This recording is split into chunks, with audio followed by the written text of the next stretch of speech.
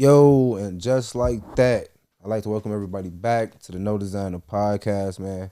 Season 2. And of course, I am your host, man, your favorite podcast network engineer, your boy Rell Duncan. And as usual, I got my boy Precious Guys with me on the board, man. And we are back in the lab, man. It's been a minute. I know I ain't dropped this. Life been lifing for me, man. But like I say, we are back as usual, and I always got a guest with me, somebody I feel like is deep in the Chicago fashion world, man. Somebody who I feel like is knowledgeable, that's gonna help us navigate, this tricky Chicago fashion world, man, and this entrepreneurship when it comes to branding and building your brand. So without further ado, I like to let my guest introduce themselves. What's going on, man? The word. Glad to be here. Glad you invited me. Appreciate Sean you. from IATA. It's Pro IATA on Instagram, and we're a Chicago-based brand. Chicago-based brand. Wait, Facebook?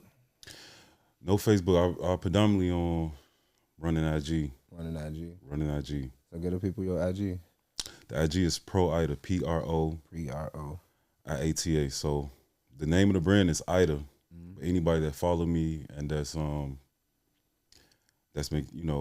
tune with the brand is Pro IATA.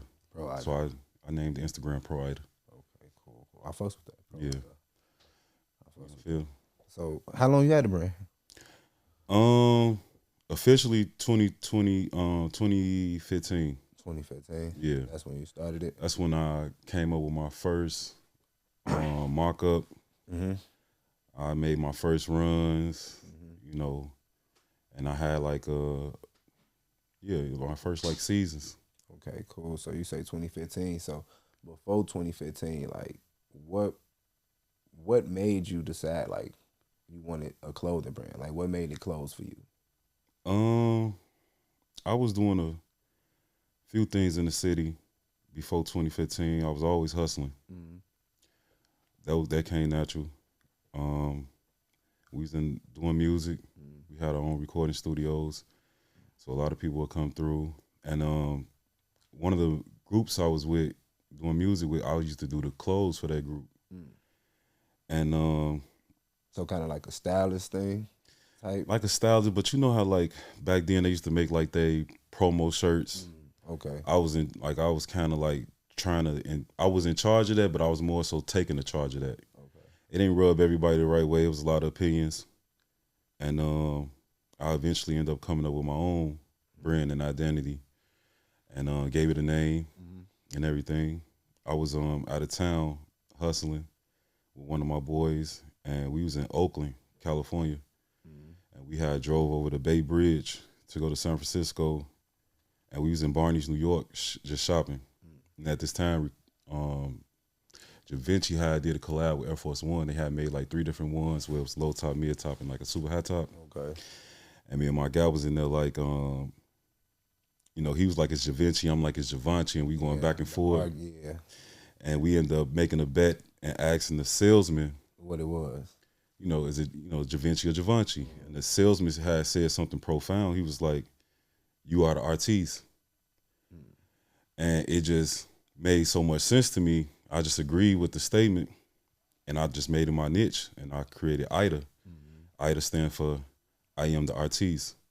So I gave myself an identity, and I gave my brand identity at the same time. Okay, cool. I fucks with that. So you say 2015 was around the time that you decided this is what we gonna do type. Yeah, no fashion background, no school diplomas or nothing for arts and fashion. I just took what I had and went into it. Okay, cool. So at that point, when you decided okay, bet I'm gonna do clothes, this what I done found my identity, I know what I'm gonna make it. How did you go about getting your first logo?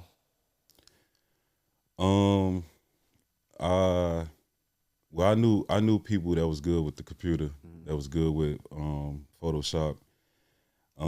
Due to music, I had a lot of connections through the city, due to music and hustling, and just being a stand-up guy. I had a lot of connections, so I had linked up with my boy Charlie, ugly ass trapper. Okay. And we sat down. We had shot some music videos together, but we had sat down this one time, and we rolled up some woods and like within an hour, we came up with the logo. The logo that I'm still repping today. It was like my first try. Yeah. The first, it was like one and done. Like one and done. We made it. It was a hit, and we've been rocking with it since. Facts. So once you decided on the logo and you made it, because it's crazy, because now I am the artiste. I am the artiste. Yeah, and I fucks with that. Because you got a shirt that say I am the artiste. I think it's like a lot of people ask me what it mean, and it's just affirmation. Mm-hmm. It's like not, you don't, like I said, I ain't had no diploma or no schooling or any history in fashion or arts. Facts. Or any of that. So it was almost like affirmation to myself, but anybody that's pro IATA claiming as well. Facts. I fucks with kind of like a cult following. Mm-hmm. So with that, with not having any like background or any like training or like certificates in like fashion, kind of walk me through like the process of like your first go round. Like, since you didn't know, well, obviously you knew, because you had said you was already like dealing with like clothes and getting shirts and shit made, so you knew like at a small. Once you decided to like scale it, like how did you go about like finding vendors and things like that? To be honest with you, and keep it a buck, I didn't have a lot of information at the time, so a lot of things was trial and error.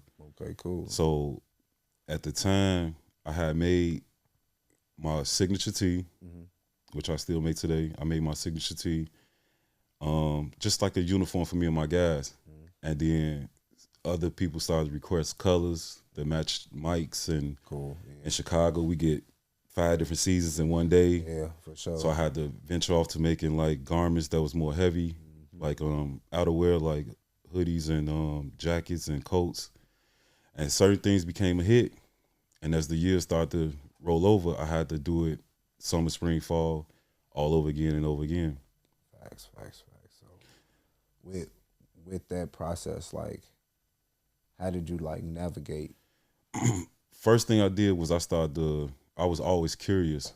So once I seen people took interest in it, and it people started to inquire about it, I started to do more research. I had ended up making tees through 1 Hour Tees. I had met this good friend of mine. He a good friend of mine to this day in the Forest City Mall. He had like a small ass stand. Now he got a whole workshop production. He got a whole production studio. Yeah. It's really called a manufactory. Yeah. But he got a whole manufacturing, and me and him been rocking. His rookie year was my rookie year. And he's Chicago? He in Chicago. His name is Abdul. I call him Baba. And his company is called Design Clothing.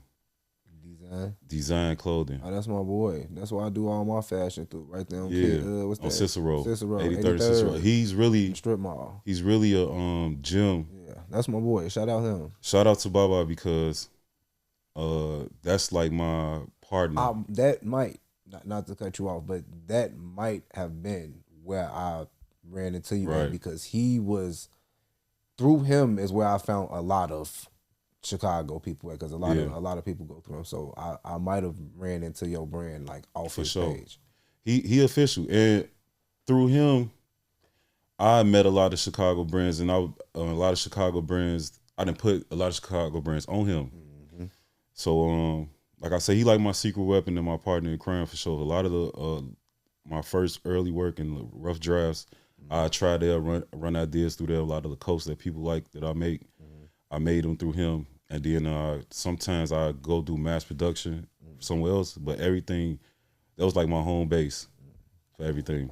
Yeah, shout out him. He definitely. Shout out to Baba. Yeah, shout out Baba. He definitely solid. That's my guy. For sure. I know, like I say, I think that might be where I ran into the brand at, because I know he do a lot. A lot of the brands that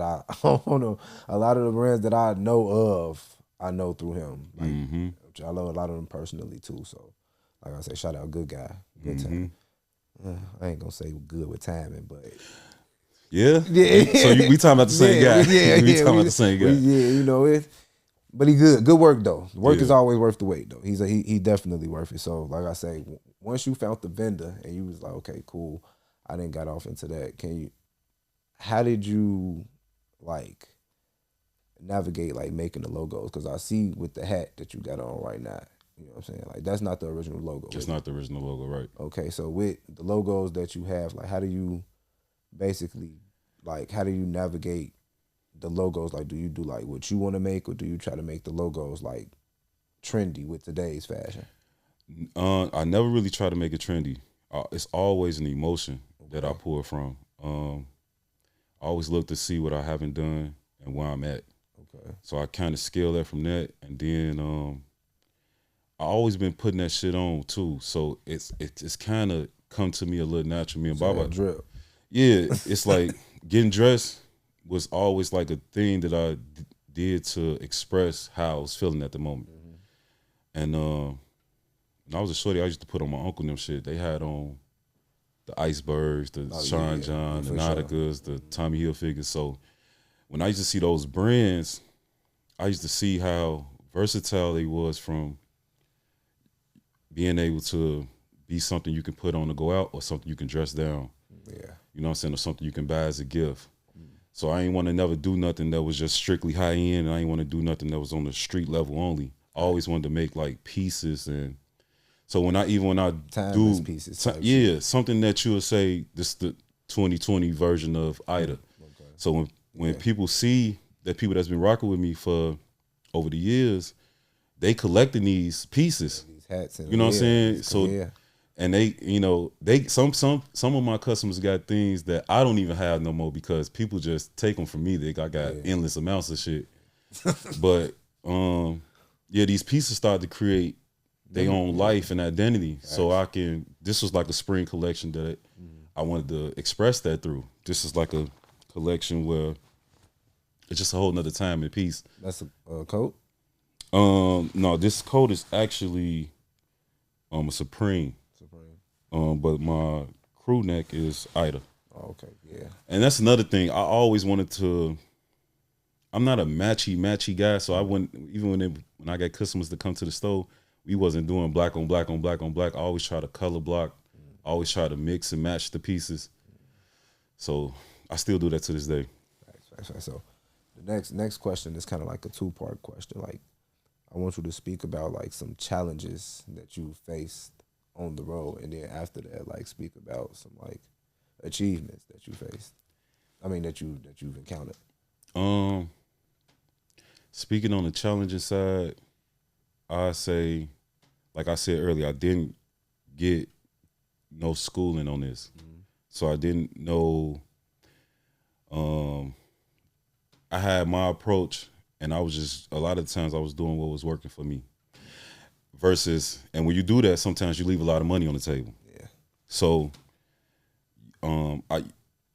me falling in love with it and have people held me to accountable after a while, allowed me to do a lot of research and schooling myself, and that helped me, like, for real. It helped me. Just, I was traveling to LA on my own. And I ain't know nothing about thread counts. I ain't know nothing about the weight of the garments. I ain't know nothing about even vending or finding vendors. Okay. But I knew for a fact from the bottom. But I was never discouraged though. Facts. Even when I was flat broke, I wasn't discouraged. I never felt flat broke, because I was rich with my ideas, and I was rich with the support that I was getting from the people. So a lot of the things I was doing was basically off momentum. Get up, make some sales. That might sound like simple to do, but at the same time, it's like that's what was keeping me afloat, because every day I'm making a sale, I'm running out of a product, I got to replace it. You get what I'm saying? So, and when you're replacing it, you're getting requests for other products. So I wasn't technically learning the business through a book, but I'm learning it through pros and cons and through my wins and losses. Day to day, yeah. Yeah. I wouldn't subscribe that to everybody, because everybody not built for that. You know what I'm saying? Because there's been times where I then got discouraged, of course. But the people always showed up, and the love that I always got for my art and the stuff that I was putting out always made it worth it and kept me going. Facts. So I like how you say you taught yourself. That's a big thing that we be preaching on here. Like, make sure if this fashion shit is what you want, if any type of business, any type of entrepreneurship, anything that you want, you know, you got to make sure that you take the time to invest in yourself, learn what you need to learn, get the knowledge that you need to know. So with that, marketing, did you learn any marketing tips? I'm still learning marketing tips. Yeah, because one thing about being an artist, a lot of it is internal. You get what I'm saying? And marketing is not internal. Yeah. Marketing is for the world. Yeah. You get what I'm saying? Or whoever your audience is. So, like I said, even with that, it was pros and cons. It was things that I pick up that was working, things I had to let go that wasn't working. Not posting, it's not working. Yeah. You know what I'm saying? When I gotta post. So you gotta post, and you gotta make people aware of what you're doing and what you got going on and got planned. So I just try to keep people aware. I try to keep people excited, try to keep them interested, and just try to keep things new as I can possibly keep them. Facts. So you do overseas vending? Or you? I'm not big on overseas vending. You stay based? I'm not staying based right now. I'm actually transitioning over to overseas vending, but excuse me, that's been, I can honestly admit to this day, that's been something I've been sorting out and figuring out, because the communication got to be on point. A lot of them don't speak English, full English. The time difference. Some of them just they want that deposit. Yeah. And there's nothing wrong with it, because I see a lot of people that's been starting brands for the last 2 years, they went straight to overseas vending. And a lot of them seeing success from that. You know what I'm saying? Because, like, again, if you got product, you got something to move and sell. Yeah. But my brand has been so personal to me, which I'm trying to overcome that. My brand has been so internal to me that a lot of things been in-house. Okay. A lot of things been in-house. But that's something I'm excited to start venture off doing in 2024, 2025 is working with those overseas, those big manufacturers. Okay, cool. So even with the in-house vendors, like, how do you like guarantee and like regulate like quality? I'm hands-on. And that's another thing with my brand that's been like a pro and a con. Everybody that shop with me or got pieces from me is like a hand-to-hand transaction. Okay. So I done moved thousands of shirts and hats and tens of thousands, to be honest with you, and invoices and shit like that. But a lot of the in-house manufacturing has been hands-on. I'm actually with them while they making the product. Okay. So I'm learning cut and sew. You know, me and Baba is actually working on cut and sew, and this is not our first time at it, but this is our first time like exchanging on a level of we gonna make pieces through this way, and not just do it through blanks and screen print. Okay, that's dope. So do's and don'ts. Like, what do's and don'ts would you give a brand owner right now that was trying to start a brand today, that was looking for like do's and don'ts? I say the do's is to do it. Just do it. The do's is to do it. You can't lose by being productive. Okay. I don't see no way you can lose by being productive. You might another do is to consider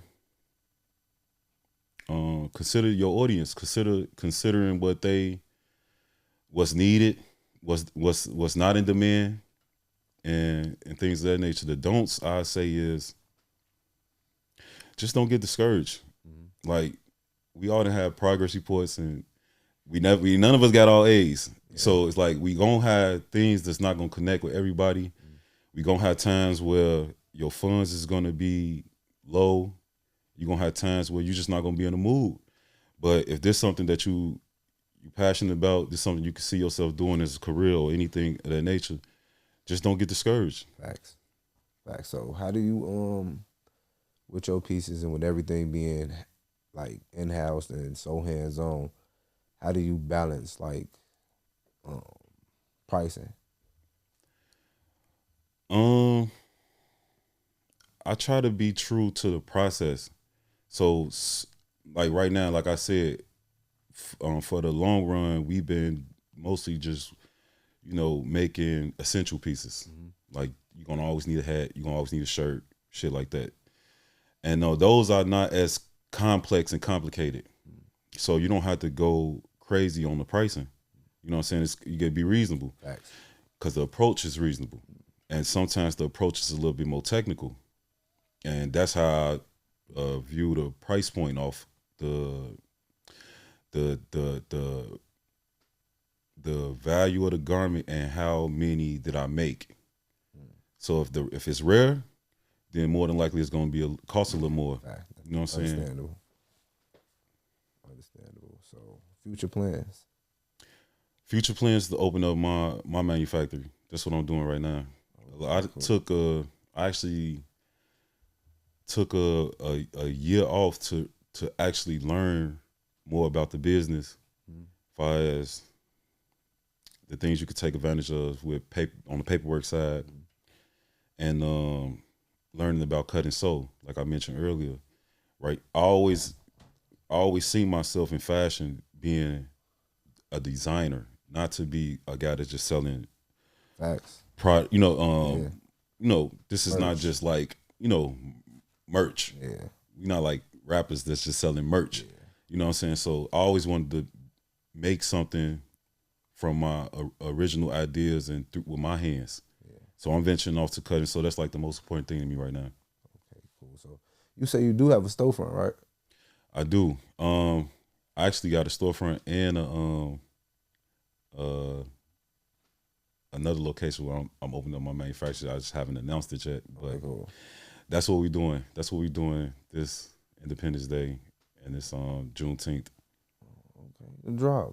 This will be out by then. So oh yeah, I love it. So it's crazy because we normally a lot of the people that we have on here don't have storefronts. So you could provide a whole nother perspective from that. So what is it like having a storefront? Whew. Is it a whole nother game? It's a whole nother beast. It really is, because in the heat of my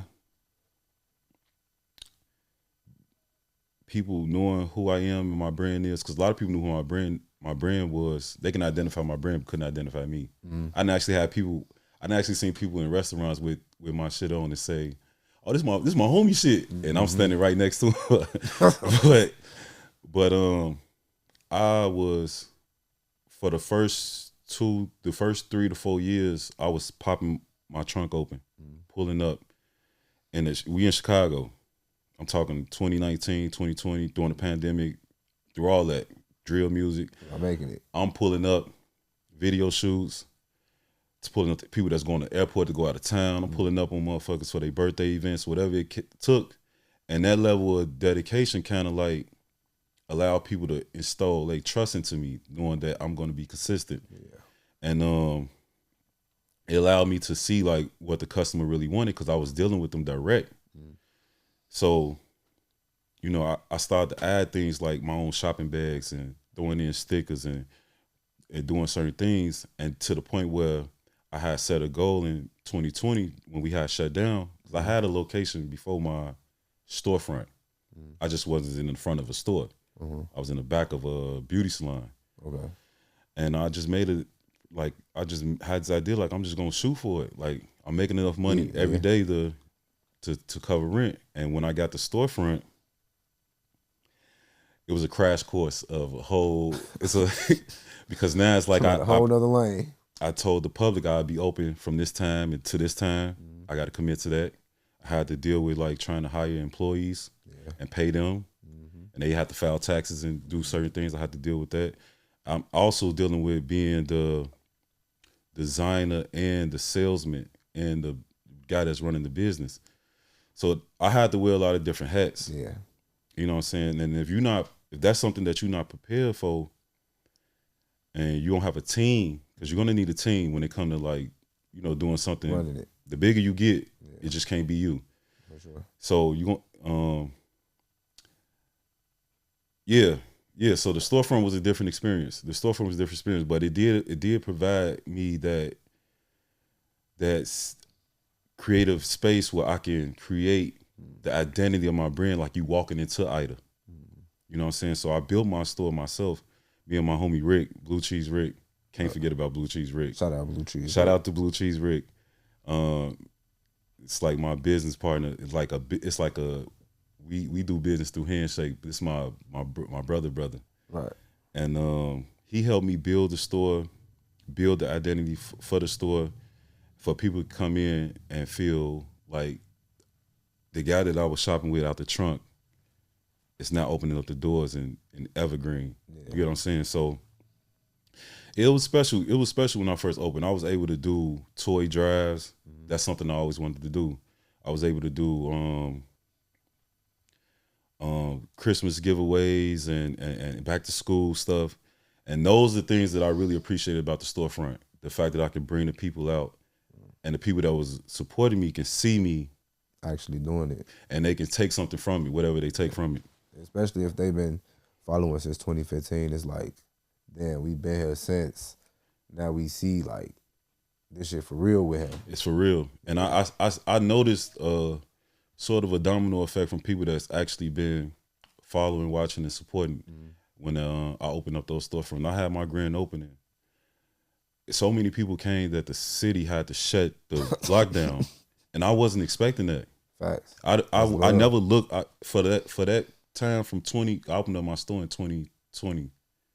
So from 2015 to 2020, I never really looked up to really like see how many people was actually watching. I never really looked up, bro. That's that tunnel vision. Right. I was so concerned Locked with in. And then when the store opened, I got to see the masses. And I realized how serious I need to take it, like for real. And how much work you didn't put in. And how much work I didn't put in, for real. Without even knowing it, you done looked up and you down there finna go to jail. what was it? No, for real, like Kaya Shorty that did incite a riot. Man, they had to shut the street down. Yeah, that's crazy. That's love though, for sure. So, fashion. What is fashion to you? What is fashion to me?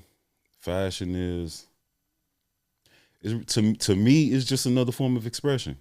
Like we listen to certain music when we under certain moods, and it's a form of expression. And the same thing with like, when I say I am an artiste, right? One of the things that I mean is like the way that I design my furniture set and put it together, the way I get my hair cut, the things that makes you are the designer of those things. A lot of people don't give themselves enough credit. Facts. You know what I'm saying? You the one that's chose the car you drive, chose the outfit you wearing. Like you orchestrating these things. A lot of people do it just casually. They don't put too much thought into it. Subconsciously. Yeah. And some people pay attention to the details. Yeah. And in fashion, I think it's just expressing yourself, but paying attention to the details a little more. Yeah, that's definitely dope. So, any collabs, any Chicago collabs, any collabs? Can we be looking forward to any collabs or any plans to collab? Yeah. I got some folks I want to collab with. I don't know if I can say it right now, but okay, cool. I do look forward to collabing. I haven't collabed with nobody yet, but I do look forward to it. I think to be a great creator, you got to be a great collaborator. Facts. Yeah, that sounds like he got some shit brewing with Fashion Geek or something. He don't want food. Yeah, okay. You know what's crazy? Them my people too. Shout out to Al and Alonzo. Yeah. When I moved on 95th, part of the reason why I took that location is because Fashion Geek was next. Fashion Geek was next though. Yeah, facts. So having a storefront, having it moved, having two now, right? Mm-hmm. Two different locations. Like, would you advise somebody that's looking to have a storefront? Would you advise them to move into a storefront? No. No. No, I tell them, I mean, it all depends on your situation. Everybody's situation is different. If you got, I came in this solo. So like I said, I was pretty much, when something needed to be shipped, I was the one shipping it. When an order needed to be placed, something needed to be posted online, I'm the one. I run my Instagram. I was doing everything. So it was a little bit more pressure for me. Okay. But for somebody that's starting off, like I say, the shorties that's starting off now, that I'm seeing do their thing, they straight to overseas. Yeah. They straight to doing things. So when you got an online presence and you got an online store, and if you can have it set up a right way, you know, you winning. You can win with just that. Drop shipping and shit like Drop that. shipping, or even Shopify, having a domain name and all that. Like if you can, I think if we had to do it from A to Z and I had to do it over, I probably would start off with having an online store. So somebody in Texas, Arizona, Atlanta, New York, they can shop too.